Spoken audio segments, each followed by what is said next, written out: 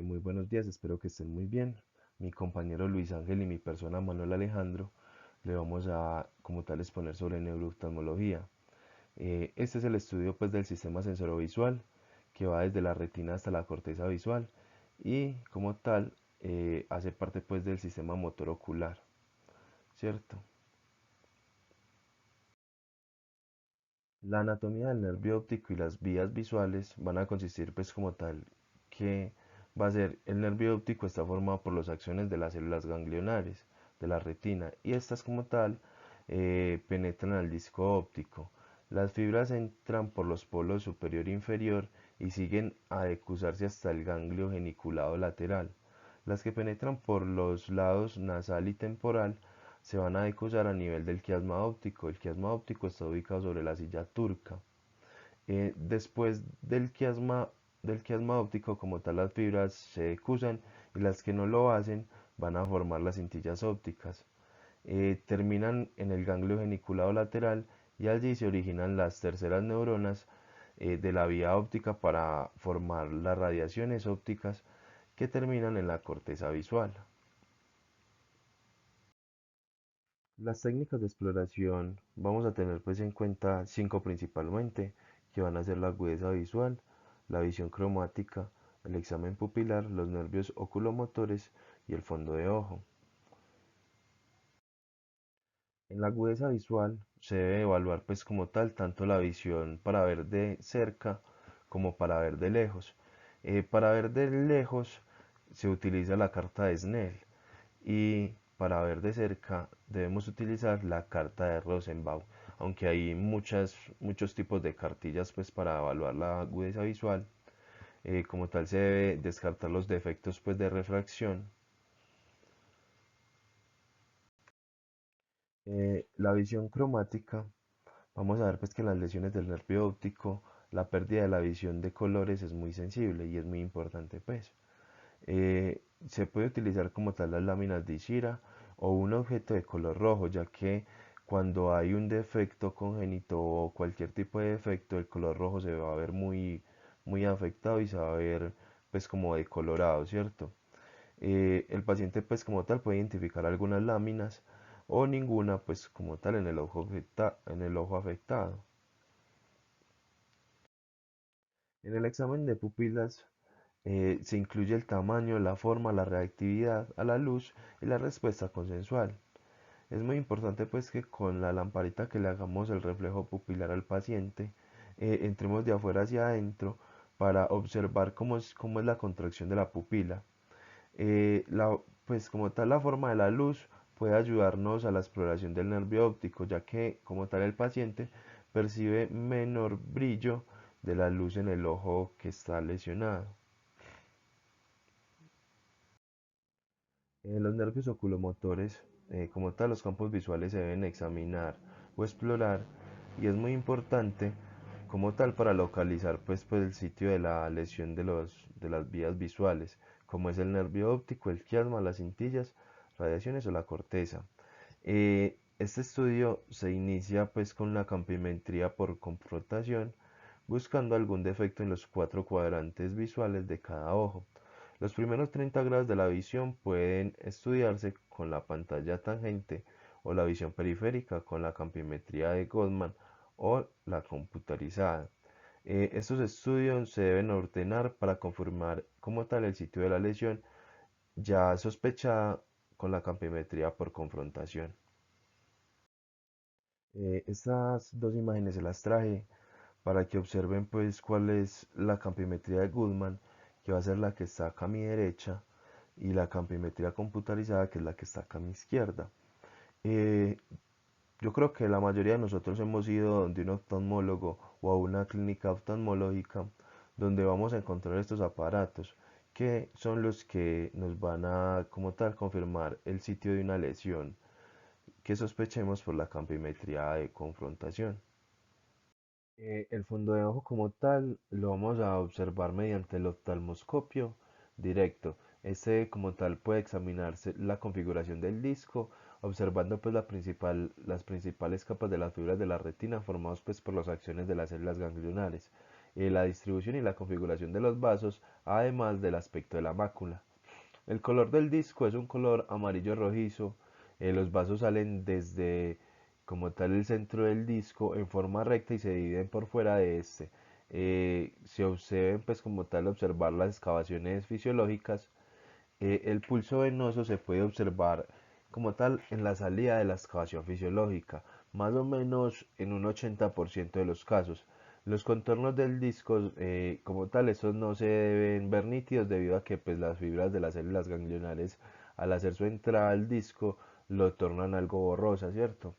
Y la mácula, esta se sitúa en la región temporal del disco, aproximadamente a 3 discos ópticos de distancia y en el tercio inferior. Las lesiones del nervio óptico y las vías visuales, vamos a ver pues que en las neuritis ópticas, esta se refiere pues como tal a las lesiones inflamatorias primarias del nervio óptico, en tanto que la neuropatía óptica se refiere a las lesiones producidas por diferentes causas, como lo son el trauma, la comprensión y la lesión vascular, ¿cierto? Puede ser desmielinizante primaria, que es más o menos en un 20 a un 60%. Esta es considerada la primera manifestación de la esclerosis múltiple.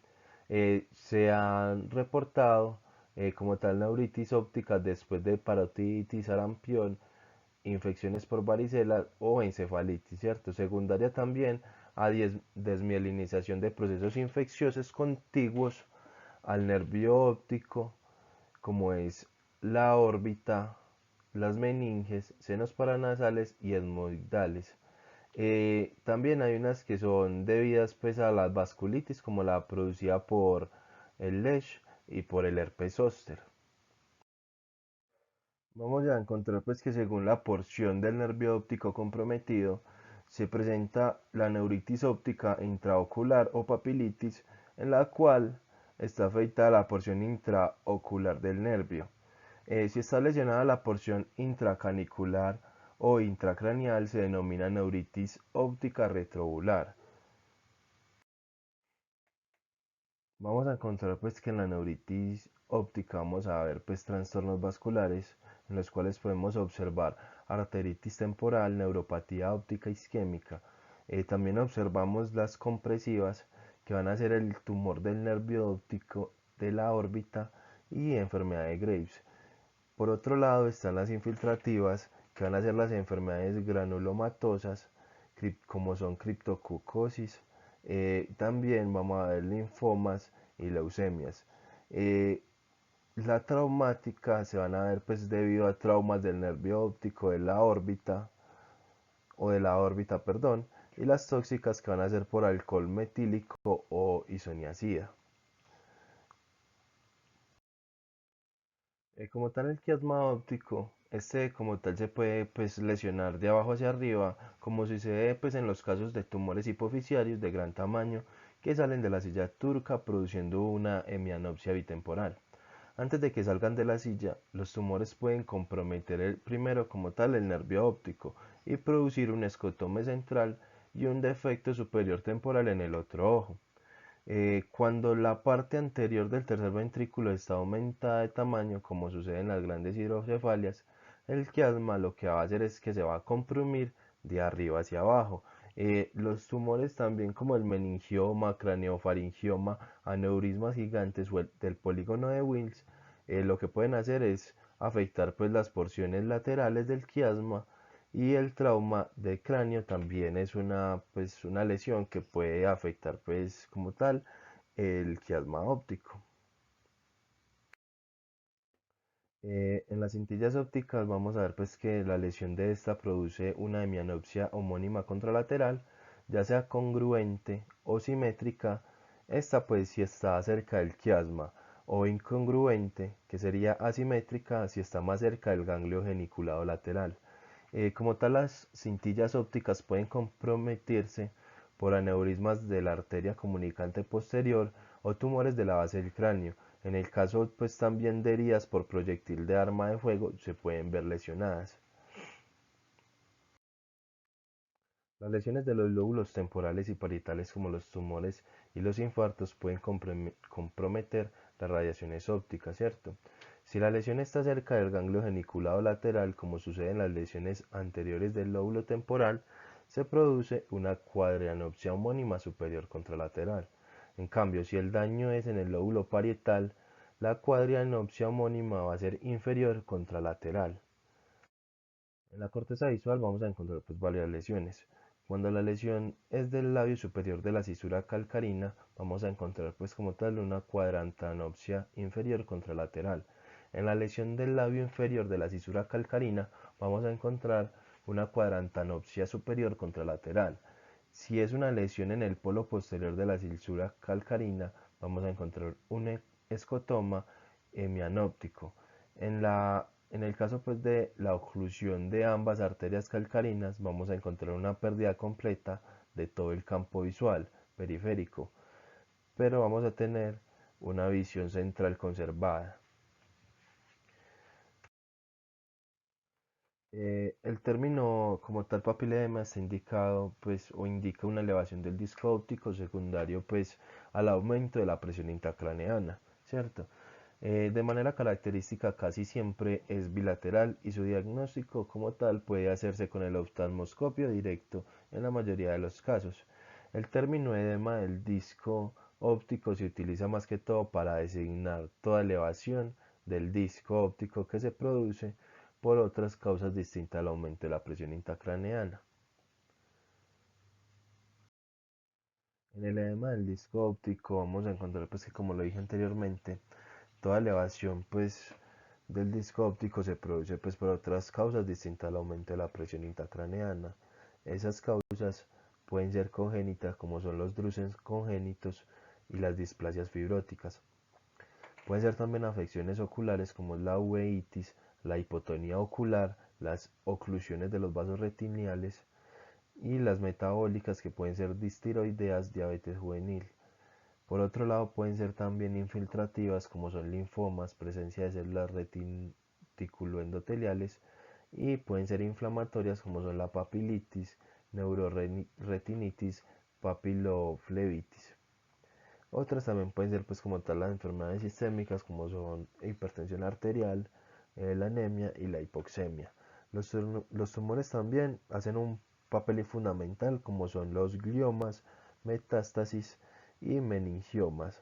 Y por parte vascular vamos a ver que en las arteritis, neuropatía óptica isquémica y las colagenosis pueden generar pues el edema del disco óptico. Vamos a ver pues que en la fisiopatología del papilema, ese pues como tal se produce pues como por dos fenómenos que son muy importantes. Los dos fenómenos importantes son la congestión axoplásmica y la obstrucción del retorno venoso. Más adelante lo explicaremos más a fondo. Como tal la congestión axoplásmica va a ser pues debida también a una obstrucción que se produce en la lámina cribosa. Puede haber también una obstrucción del flujo axoplásmico lento que va desde el cuerpo de las células ganglionares a la sinapsis. La presión intracraneana aumentada tiene que ser por encima de 200 milímetros de líquido cefalorraquídeo. Como tal, la detención del flujo axoplásmico se hace con las fibras cuando las fibras aumentan de calibre. Eh, Puede como tal observarse al mirar la capa de fibras cuando entran al disco. En la obstrucción del retorno venoso vamos a ver pues que la presión va a seguir aumentando y los vasos pues como tal venosos del disco empiezan a comprimir produciendo una obstrucción del retorno venoso. El disco se torna un poco congestivo y los vasos se vuelven tortuosos y como tal van a aparecer las hemorragias. Es muy importante como tal hacer el diagnóstico del papilema en la fase de congestión axoplásmica, debido a que para tratar la causa de la hipertensión intracraneal es muy importante y se deben evitar pues las lesiones irreversibles del nervio óptico. Vamos a tener como tal unas fases en el papilema. La primera va a ser la incipiente, donde va a haber una congestión de la capa de fibras, especialmente en los polos, tanto en la parte superior como en la inferior del disco, ¿cierto? Los vasos como tal se pueden ver algo tortuosos y los bordes de los discos se ven borrosos y el pulso venoso va a desaparecer como tal. La segunda va a ser la fase o el periodo de estado, donde todo lo anterior se hace más evidente. Los vasos se pierden dentro de la congestión de las capas de la fibra a la salida del disco. Y ahora lo que van a aparecer van a ser exudados blandos o algodonosos que van a hacer como tal la destrucción de las células ganglionales y van a generar hemorragias peridiscales, que también se pueden llamar en astilla debido a que disecan la capa de las fibras. La excavación como tal fisiológica está presente, pero el disco aumenta de tamaño y aparecen las líneas del patrón que se deben al rechazo pues como tal de la retina peridiscal. La tercera fase va a ser la crónica, en la cual ya se ha perdido como tal muchas fibras del nervio óptico y los exudados y las hemorragias son menores. Pero el disco empieza como tal a verse un poco pálido. Aparecen los llamados como tal Dursen adquiridos que van a hacer pues como tal la reabsorción de los exudados blandos y para aliviar pues como tal la presión dentro del disco se abren los shunts denominados ópticos ciliares. La cuarta fase va a ser la fase atrófica, en el cual el disco se aprecia pálido o grisáceo de bordes nítidos. Los vasos como tal se van a ver delgados y el paciente se va a quejar de pérdida de la agudeza visual, ¿cierto? En la incipiente la podemos ver pues como tal en la imagencita moradita. El periodo de estado vamos a verlo pues en el donde hay como más vasos y se puede notar pues una hemorragia. El crónico va a estar debajo de la morada, en la que es como más opaca, más pálida. Y el atrófico es el que está al lado de esa, que es la amarillita que se ve ahí pues, como más bonita. Van a haber algunas condiciones para que se produzca como tal el papilema, como son la presión intracraneana por encima de 200 miligramos de líquido cefalorraquídeo. Va a haber pues como tal la permeabilidad de los espacios periópticos para que la presión se pueda ejercer sobre las láminas cribosas. Va también la presencia de las capas de la fibra de las células ganglionales y el glaucoma o la miopía alta pueden retardar la aparición. La edad del paciente, eh, mediante nosotros vamos avanzando con nuestra edad o creciendo o haciéndonos más viejos, se van a perder pues como tal las fibras del nervio óptico. Vamos a ver pues que el diagnóstico del papilema va a ser mediante el oftalmoscopio de luz halógena y obviamente con una buena fuente de luz. También se puede hacer con la luz aneritra, que es la que es como verdecita, y va a ver pues como se va a ver pues la presencia del pulso venoso. El diagnóstico diferencial puede ser el síndrome de hipertensión endocraniana, que incluye pues como tal la cefalea, el vómito, diplopía, tinnitus y signos focalizados neurológicos. Como tal, uno de estos signos es el papiledema, por lo tanto, la historia clínica y el examen neurológico completo son muy indispensables para su diagnóstico.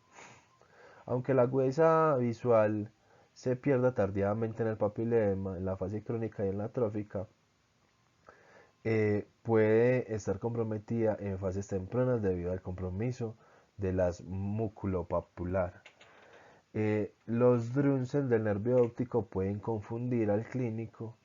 Al parecer, esta patología como tal se debe a una disminución del tamaño del disco, lo que hace que las fibras del nervio óptico puedan constreñirse y aparecer como tal pues la muerte de estas fibras, ¿cierto?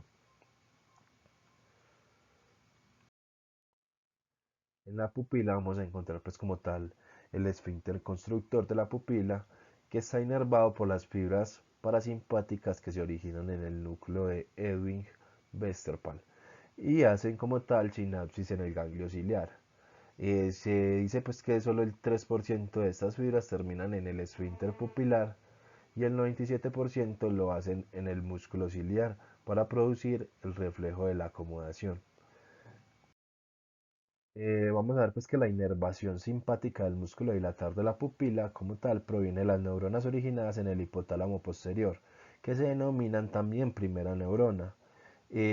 Estas pues como tal al terminar las astas intermediolaterales de la médula espinal en los segmentos desde C8 a D2, que se van a denominar el centro cilioespinal de Bugé, donde se va a hacer pues como tal la sinapsis con la segunda neurona o la neurona preganglionar.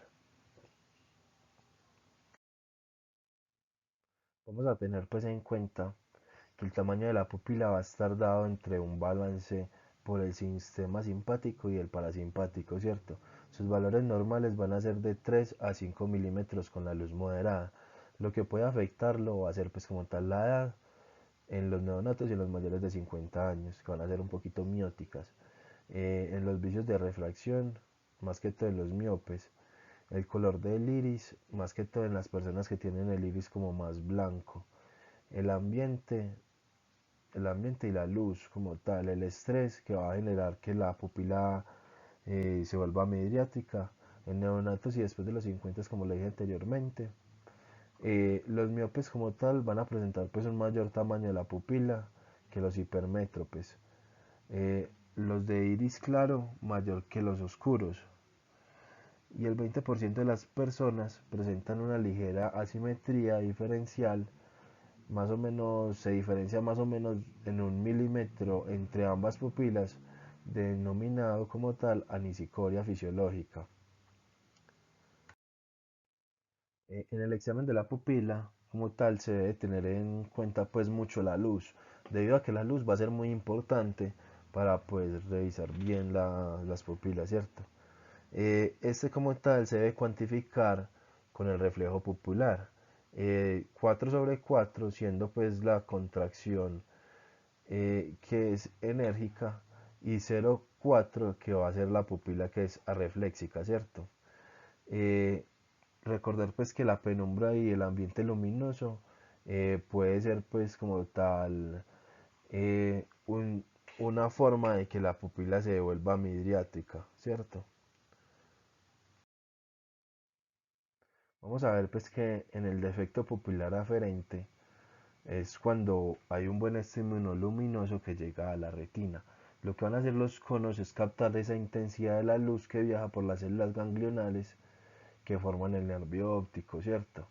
Las fibras como tal que llevan la información abandonan la vía óptica a nivel del ganglio geniculado lateral para llegar hasta los núcleos de la región pretectal, que es como tal el área sensoral de la intensidad luminosa. Como tal, allí es donde salen pues las fibras que van a desde ambas regiones pretectales a los núcleos de Edwin Westphal. Así, el estímulo pues como tal, que se transmite por una vía que se dirige a ambos núcleos, por vía parasimpática, va a los ganglios ciliares y de allí a ambos esfínteres pupilares, para producir una contracción simétrica de estos, por lo tanto, mantener el mismo tamaño pupilar.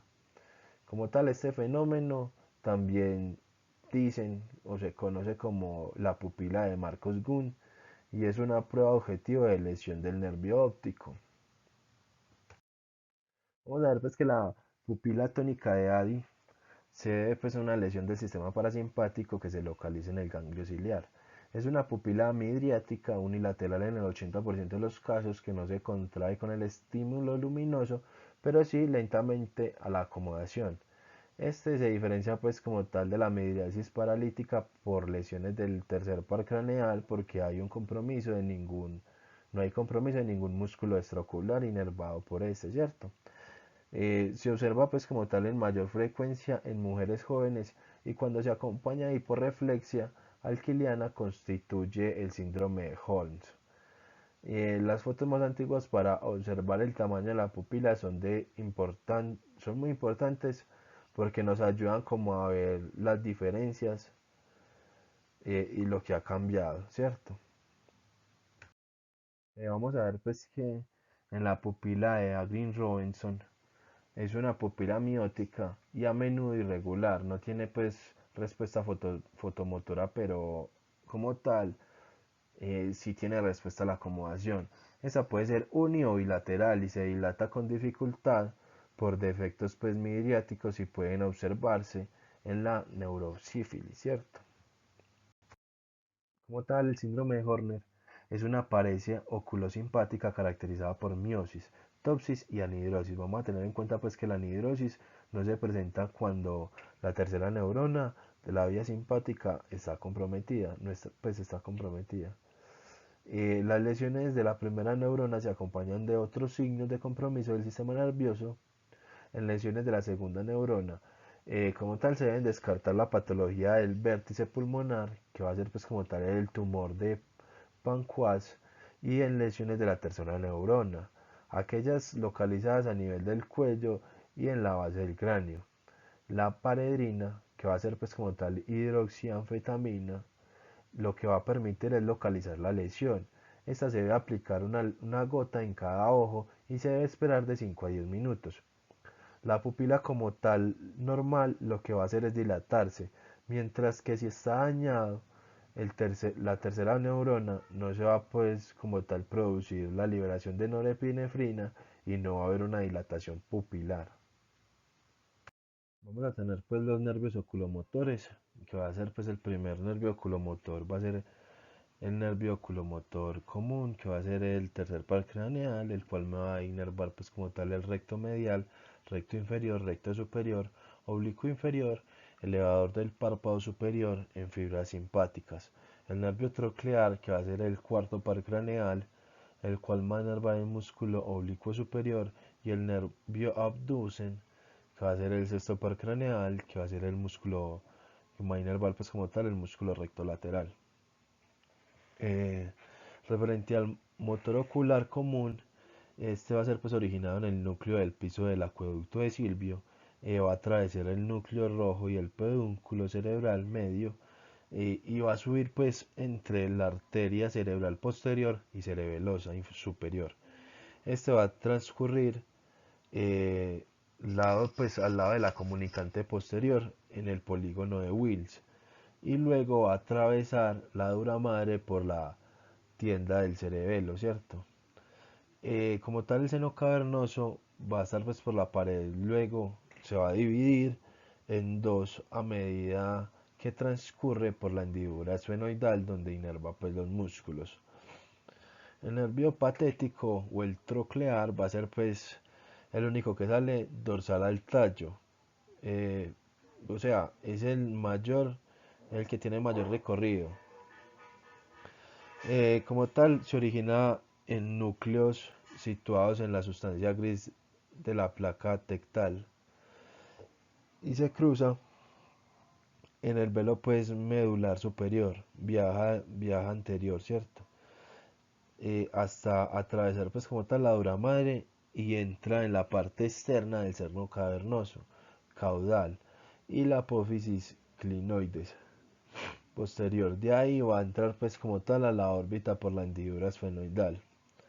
Con respecto al motor ocular externo, este nace por debajo del cuarto ventrículo y cruza pues la porción petrosa del, del temporal y atraviesa la dura madre dorsal de la silla turca para entrar al seno cavernoso acompañado de la carótida y entra en la órbita por la hendidura esfenoidal. En los síndromes del tercero vamos a encontrar pues el nuclear, que va a ser pues la parálisis del tercer nervio craneal de un lado. Este nos va a generar pues como tal la parálisis del recto superior contralateral. Nos va a generar topsis palpebral, y va a ser pues que esté solo comprometido un lado y este me descarta pues la ubicación nuclear. Estas son raras y se han descrito pues en problemas vasculares. El síndrome fascicular va a ser pues puede ser dorsal, ¿cierto? Que afecta a un segmento mesencefálico propiamente al núcleo rojo de Benedict y causa como tal parálisis del tercer ipsilateral, hemitemblor contralateral, y el ventral va a afectar pues como tal el tracto corticoespinal de Weber y va a generar pues como tal la parálisis del tercero y se agrega como tal una hemiparexia contralateral. En la hernia del uncus va a haber pues cuando como tal, cuando hay ya pues esta hernia, ya sea por hidrocefalia o por cualquier motivo, se comprime al nivel del pues borde libre de la tienda del cerebelo del tercer par craneal y este se acompaña pues de un compromiso pupilar. Cuando es interpeduncular, generalmente es causado pues por aneurisma, ¿cierto? De la arteria comunicante posterior. Los pacientes pues como tal cursan con midriasis. Es la causa pues por así decirlo más frecuencia de parálisis aguda aislada del tercer par. Se podría pues como tal sospechar que en esta el paciente lo que hace es pues tiene un curso de cefalea y posteriormente tiene pues como la parálisis. Cuando son síndromes del seno cavernoso, pues como tal, a veces es muy difícil de distinguir las lesiones de la hendidura esfenoidal y a veces pueden ser parálisis solo parciales. Como tal, pueden encontrarse procesos inflamatorios y trombóticos o tumores. Cuando es por hendidura esfenoidal, vamos a ver pues que a veces es indistinguible de los senos cavernosos y la causa más común de estos son los meningiomas. Cuando es ya debido por el vértice de la órbita va a pasar pues que es muy importante pues tener clara como tal la qué parte del nervio es la que se fue afectada pues y si es la parte superior va a haber una afección en el elevador del párpado, o sea, va a generar topsis. Y el recto superior, y si es pues como tal el compromiso de la rama inferior, va a haber una afección de todo el resto de los músculos que va a inervar este tercer par craneal, ¿cierto? En las lesiones del cuarto par craneal vamos a encontrar pues también un neuronuclear, este va a ser muy poco frecuente y puede ocurrir pues en enfermedades vasculares, trauma o enfermedades desmielinizantes. Vamos a encontrar también un síndrome fascicular, el cual va a ser pues que por su ubicación en el tallo cerebral, la parálisis más frecuente que va a ocurrir en este va a ser por trauma cerrado de cráneo. Cuando es un síndrome periférico en el cuarto par craneal, como tal, su curso va a ser oblicuo, pues va a ser hacia el oblicuo superior y puede ser pues como tal comprometido por hidrocefalia, tumores y meningitis basales. La segunda causa es más que todo por isquemia o diabetes, o debido pues a diabetes. La parálisis congénita del cuarto va a ser pues, esta es muy rara, demasiado rara, ¿cierto? Y puede hacer sintomática con traumas leves. Se puede presentar tortículos, que es una inclinación a la cabeza al lado contralateral del ojo afectado. Vamos a ver entonces que las lesiones del cesto va a ser pues como tal el síndrome de tallo cerebral, que va a ser pues casi siempre se va a acompañar de lesiones en otros nervios craneales como son el quinto, el séptimo o el octavo, ¿cierto? El síndrome de Millat-Guber, que va a ser la paresia ipsilateral del sexto y séptimo con una hemiparexia ipsilateral. El síndrome de Raynaud va a haber una paresia del sexto con hemiparexia contralateral, mientras que en el síndrome de Fovich va a haber una paresia de mirada conjugada al lado de la lesión. Va a haber un compromiso del quinto, del séptimo, del octavo, ipsilateral, ¿cierto? Y el síndrome de hipertensión endocraniana va a haber pues como tal la hipertensión. Esta puede pues como tal ocasionar que se desplace el tallo cerebral del sexto par y lo que me puede generar es una lesión, ¿cierto? El síndrome de Grandeningo que va a ser pues la punta del peñasco de nacer y el sexto par craneal se encuentra tan cerca que en una otitis podría pues como tal llegar a causar una otitis extradural y comprometer este nervio además de presentar pues dolor órbito parietotemporal. El síndrome de seno cavernoso como tal lo que va a hacer es generar varios nervios que pueden pues verse afectados, además de otras estructuras de la glándula hipofisiaria, como el quiasma óptico, el aneurisma y el carcinoma de la nasofaringe, ¿cierto? El síndrome de Toussaint-Hund, que va a ser el paciente va a presentar pues como tal un dolor intenso, va a generar diplopía y en los nervios tercero y cuarto y quinto pueden estar lesionados y este es debido a una angioitis granulomatosa. El síndrome orbitario, este como tal, puede producir pues por tumores, pseudotumores de la órbita o enfermedades tiroideas, ¿cierto? Celulitis o miosis orbitaria. Como tal, son signos tempranos de lesión a este nivel. Como tal, la protosis y el dolor ocular es el que va a estar como más marcado, ¿cierto? Como tal, vamos a tener pues los nixtamus, que van a ser pues alteraciones de los movimientos oculares caracterizados pues por las oscilaciones involuntarias, ¿cierto?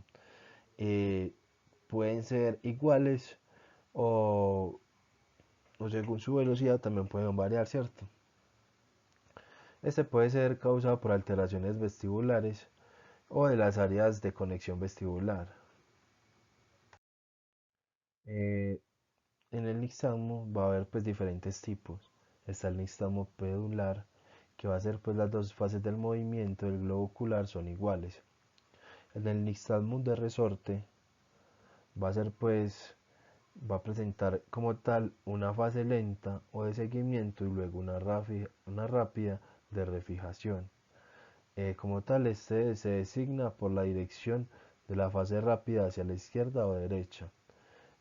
Pueden ser binoculares o monoculares, pueden ser conjugados, o sea que los dos globos van hacia el mismo lado, o disociativo que van hacia diferentes lugares. Pueden ser provocados en sujetos sanos y pueden generar pues o ser reflejo de una patología. Y cuando es por un reflejo de una patología, siempre está acompañado por osilopsia. Osilopsia. Vamos a tener entonces como tal los nistagmos fisiológicos que van a ser de posición extrema. Este se da cuando la mirada extrema del objeto está fuera del campo binocular. Es un conjugado de tipo de resorte y no se presenta con mirada vertical.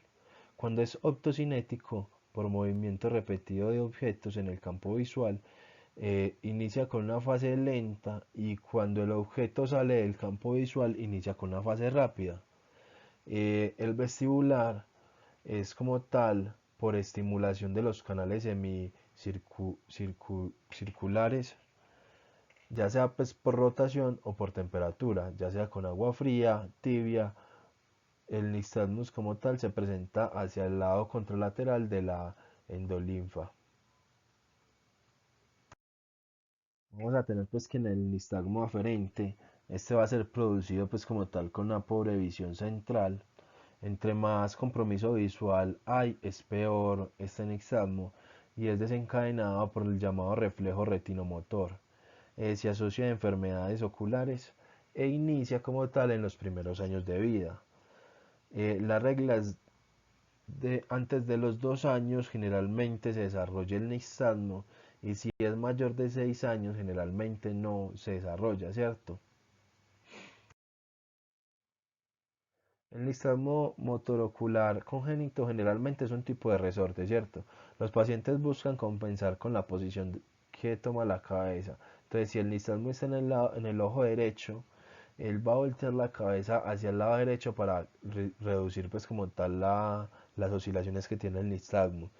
Estos desaparecen pues como tal con el sueño y los pacientes en sí no se quejan pues de pérdida de agudeza visual.